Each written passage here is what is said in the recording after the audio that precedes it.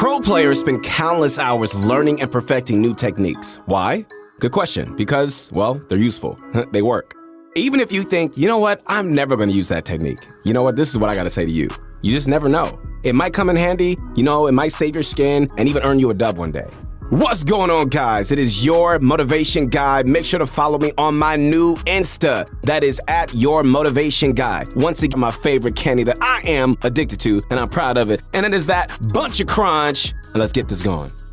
So, a while back, we showed you guys a not so well-known technique to attack a wall from behind your ramp, right? That still works and definitely still has some use, but there's another application that we didn't discuss. You guys ready to hear that? That same trick can also be set up to hit a floor piece through a cone. Now, this is useful for tricking turtling opponents into thinking you won't be taking their top floor piece.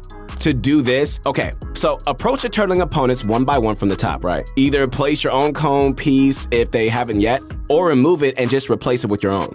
Once you own that pyramid, edit it to reveal one of the corners, either the right or the left. Swing your pickaxe at the very edge of their floor piece, then quickly reset the cone. From here, and I mean right here, the enemy is gonna think that you can't hit their floor.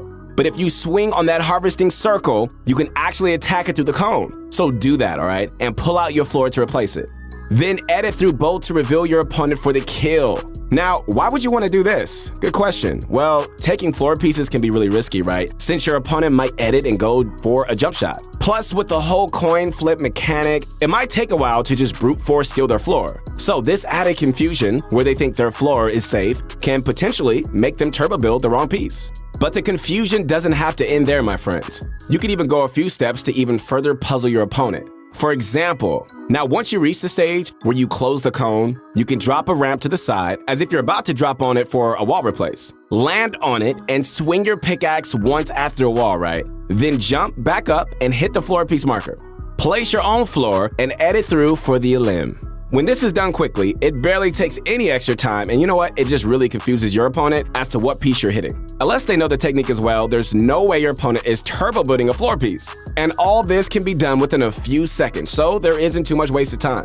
But just be warned, okay? Against brick and metal, you want to take the floor down to at least 150 health so that it only takes one swing to finish off. Overall, it's a great way just to deal with pesky turtlers.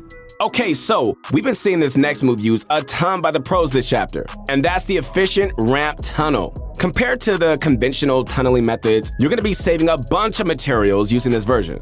Very beneficial for solo endgames and anytime you're close to running out of mats. So to do this, you're going to need to start with the floor piece just like how you would any other tunnel. Then as your character reaches just before the halfway point of the floor, you look down and place a ramp. Got it? All right. You should end up underneath the stairs you place, not on top of them. Then place another floor to your right, walk forward, and another ramp. From here, you pretty much got it. You just keep alternating left and right to tunnel diagonally. This tunnel provides pretty decent coverage. The ramp can block shots from behind you and partially from above you. However, some angles on the side is going to leave openings. You can always add a wall after each ramp for extra coverage, but you know what? That's optional. We notice Bugha's been using this tunnel a lot recently, and he's just much more liberal with it. He just feels free with it. If he feels like he needs additional walls or protection, he can add them, but the method at its core is the same. Okay guys, so just a couple of tips. Make sure you're not turbo building at any point during this, okay? If you hold turbo build, you'll place the ramps too early and it'll completely mess up your cover. So, my friends, place each floor and ramp with individual clicks for the best results. Also, you gotta understand that this tunnel leaves you much more exposed than the standard method, okay? Since you're only using 2 mats instead of the 4 or 5 that traditional tunnels take, there are slight gaps if your opponents have the right angle. So really, only use this if you're running low on mats or if you're just desperate to conserve. All right, guys, so this next move is a wall edit style known as the Kanata Classic. Named after the up-and-coming young phenom Kanata for making it popular. It's relatively simple. All you're doing is really like performing a wall edit where you punch out everything but the bottom 2 tiles in the left column. To perform it as Kanata does, start with the top right tile, go all the way down, left by 1 tile, up all the way, and finish at the top left corner. This creates a tiny little wall in the corner, right? That bit is enough for you just to hide behind and go for jump shots or right-hand peeks against players pressuring your box. After you shoot, you can quickly aim at that piece and reset the wall to get your cover back. Just make sure that you're positioning close to where the section will be before you confirm. So, why would you want to perform this over your regular wall edit? Well, first, you know what? It's unpredictable. Reading a peek with most other edits is pretty straightforward, but with this one, you can right-hand peek, or you could just go up for the jump shot, making it much harder for the enemy to predict. You know, another reason is to deny your opponent's pickaxe swing. The best time to go for an edit play is when the enemy is outside your box, is swinging their pickaxe. The only problem is, if you make the edit while they're mid-swing, they might still hit your wall and replace it. Then you're left in a pretty uncomfortable, sticky situation. Since the Kanata Classic leaves a very minimum area for them to hit, there's a way higher chance their pickaxe won't connect. So that wall is just gonna stay yours. It takes some time to practice, guys, to get used to this, all right? Practice makes perfect. It really does. But once you get it down, man, it's a fantastic way to go for aggressive peaks.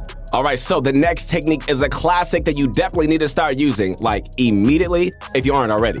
It's the rocket launcher shotgun combo, which lets you get free damage in on pretty much any box-up player. It's effortless too, to be honest. All you gotta do is fire an RPG at a player behind some builds, pull out your shotgun, line up your crosshair, and fire right as the rocket hits. With the right timing, they can build fast enough to block that shotgun hit. Of course, you do have to have some sort of idea of like where your opponent is. If they're behind a fully built metal structure, this trick is not gonna work. Not only will the metal survive the rocket, but you know what? It's gonna be hard to spot your target as well. But if they're behind wood or something that's still building, the rocket devastates everything in its path so you can land a hit. It may seem like a simple trick, and it is, but we continuously see players with both weapons in their inventory not utilizing this trick. Even if you miss the timing, you haven't really lost out on anything. So next time you go to rocket somebody else's base and you're within range, remember to combo your shotgun along with it. All right, coming up next, another simple but effective trick. This one we're calling the Better Turtle Ramp. It doesn't seem very useful at first, but it's advantageous in several ways. So, anytime you're playing defensively in your own box and someone like takes your wall, your first move is usually to jump and place a ramp, right? Come on, we all know that's true. But instead of putting the ramp forward, you should turn around, look down, and place it that way. So there are a few reasons why you want to get used to placing your stairs this way. First and foremost, and I know that, I know a lot of people this has happened to, if your opponent replaces your wall and edits it open, the ramp you try to place sometimes ends up a tile right in front of you, meaning outside your box and not protecting you. If you turn around and look down to put one, it'll always connect in your box and keep you safe. Not only that, but the most reliable escape route when your wall gets taken is almost always editing out the back of your box. Placing the ramp this way can be done as you're turning around, and it just saves a bit of time. A third reason is to block above you as well. If your cone and floor pieces get taken, a forward ramp isn't going to do anything unless you're toward the front of your box. So turning around and placing it this way protects you from any attack from above. There are plenty of more reasons too, but the main ones are just that it's safer. Generally, it just covers more angles, and it's just more intuitive for you when you're expanding out. Remember when Nick A30 was considered an editing phenom? Man, those are the days, right? But this knowledge of editing is still hot because recently, Nick showed this exclusive trick on his stream involving a peculiar edit we've never seen. All right, so let's just say it's the end game. You're holding the high ground and you want to go for rifle shots on players rotating in. There's a massive risk editing your wall or a window open and going for shots. You might get sniped or lose a bunch of health from a third-party player. So Nick came up with this flexible, cost-effective way of adding cover when you go for shots. So start by editing your wall open, then placing 2 cones in front, one at the top and one at the bottom. You edit 3 tiles on the bottom cone, right? If you're peeking left, edit everything but the bottom left tile. And if you want to peek right, then leave the bottom right tile unedited. Then edit the corner of your wall so that it lines up perfectly with the bottom cone.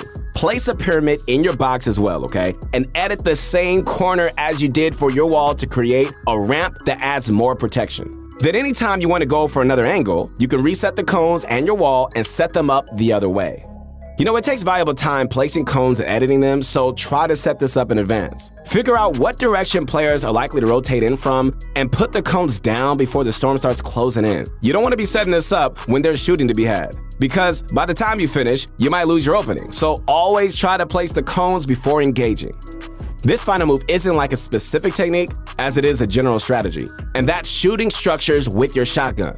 You know, many people don't even know this, but the tactical shotgun actually does pretty decent damage towards structures. It does. The epic and legendary variants hit as hard or harder than a pickaxe with each shot.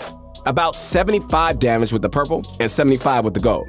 The pumps do significantly less, so generally, you want to attack with this strategy. But why would you use one over a pickaxe, you ask? Alright, let me show you in this example from Benji Fishing. He destroys his opponent's base with a rocket and, unfortunately, misses the combo shot.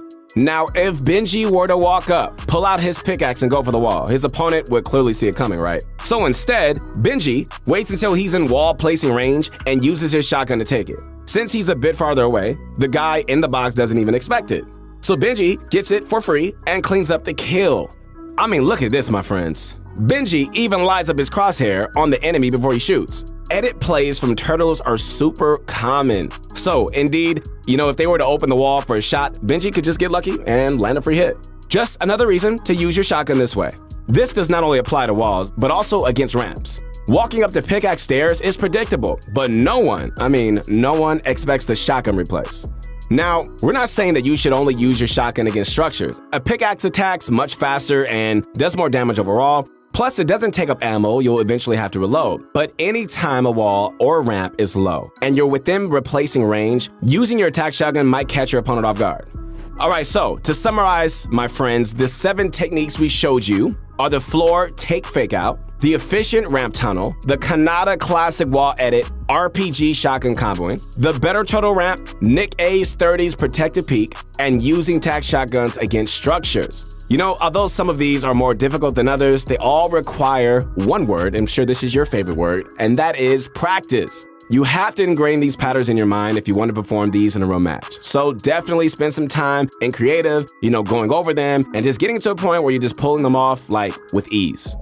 Well, hope you enjoyed this video. Once again, this is your motivation guide. That's right, your friend, the one and only Keith Allen. Again, make sure to connect with me on